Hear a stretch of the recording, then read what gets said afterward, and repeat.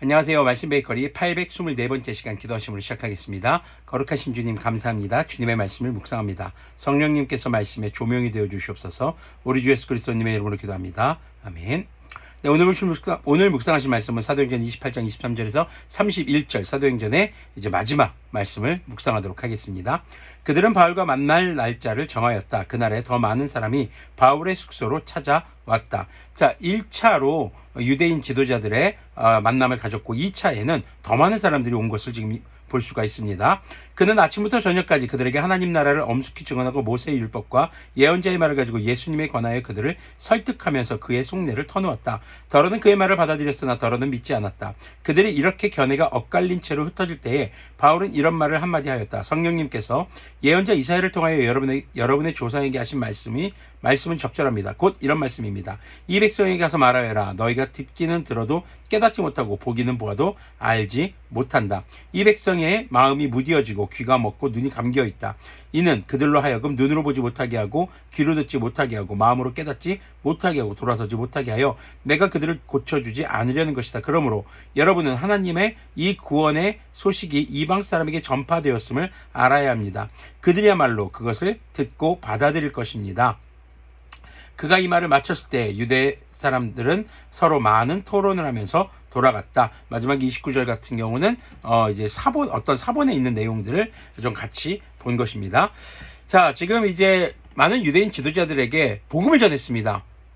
모세의 율법과 더불어서 예언자의 말, 그 모든 말씀이 바로 우리 주 예수 그리스도님을 통해서 이루어졌고 성취되었고 귀결된다는 것을 전한 것이죠. 근데 사람들의 반응이 서로 엇갈립니다. 이때에 바울이 한 말, 이사야를 통해서 한 말이죠. 주님께서 이제 주신 말씀을 전해도 그 백성이 들어도 깨닫지 못하고 그 말씀을 믿지 못한다는 겁니다. 왜요? 마음이 무디어지고 귀가 먹고 눈에 감겨 있기 때문이라는 것이죠.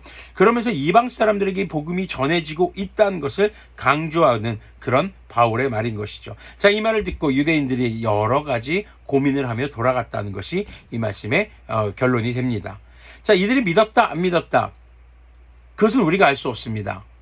주님께서 하실 일이기 때문이죠. 다만 우리가 해야 할 것은 그들이 믿을 것을 예상하고 혹은 믿지 않을 것을 예상하지 않고 그것이 아니라 복음을 전해야 한다는 것입니다. 누구에게요? 어디에 가서요? 바로 하나님께서 원하시는 곳에 가서 복음이 필요한 사람들, 누가 필요하겠습니까? 복음이 없는 사람들, 아직 믿음이 없는 사람들에게 필요하겠죠. 그들에게 복음을 전해야 한다는 것입니다. 그 여정은 주님께서 인도하실 것입니다. 그 여정에 우리는 순종하며 나아가야 하는 것이죠. 자, 이렇게 로마에 도착해서 바울은 유대인들에게 먼저 복음을 증거하기 시작했습니다. 30절 말씀부터 계속 보면요, 바울은 자기가 얻은 셋집에서 꼭 2해 동안 지내면서 자기를 찾아오는 모든 사람을 맞아들였다. 자기가 얻은 셋집에서 2년 동안 있습니다. 자, 이게 지금 어떤 상태냐면요, 로마 병사가 지키고 있죠. 그리고 가택 연금 상태, 한마디로 이 집안에만 머물러 있어야 하는 상태입니다. 다소의 자유가 주어졌습니다. 그러나 그렇다고 완전 자유롭게 마음대로 돌아다니지는 않습니다. 자, 그런데 31절 보면요, 그는 아무런 방해도 받지 않고 아주 담대하게 하나님 나라를 전하고 주 예수 그리스도님에 관한 일들을 가르쳤다. 지금 바울의 상태는요, 복음을 전하기에 더할 나위 없이 좋은 상태인 겁니다.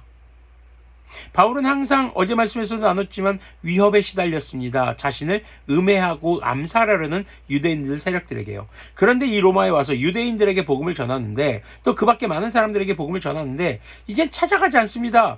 바울에게 찾아옵니다.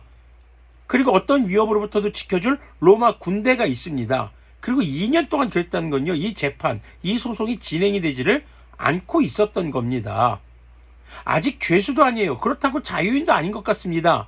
그런데 바울은 복음을 전하기에 딱 최적의 상태로 지금 로마에서 담대하게 복음을 전하고 예수님을 증거하고 있는 것이죠. 심지어는 예수님을 십자가에 못 박게 한 로마의 보호를 받으면서 또 로마에 살고 있는 유대인들 뿐만 아니라 많은 사람들이 그를 찾아오게 함으로써 복음을 전하고 있는 그런 하나님의 놀라운 선교 전략, 그리고 바울을 사용하시는 모습, 그리고 이것이 바울이 갇혀있는 것처럼 보이고 재판을 기다리는 것처럼 보일지 모르나 하나님께서 인도하신 이 장소에서 아주 자유롭게 아주 최적의 방법과 장소와 최적의 환경에서 복음을 전하는 바울의 모습을 우리는 묵상할 수 있게 되는 것이죠.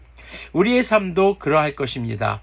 우리가 생각한 대로, 우리가 바라는 대로가 아니라 하나님께서 우리에게 주신 사명, 땅끝까지로 증인이 되라는 사명이 있습니다. 땅끝이 어디일까? 여러분들 삶의 현장입니다. 그 현장에서 우리는 복음을 전하기에 가장 최적화된 상태로 주님께서 인도하고 계시는 것입니다.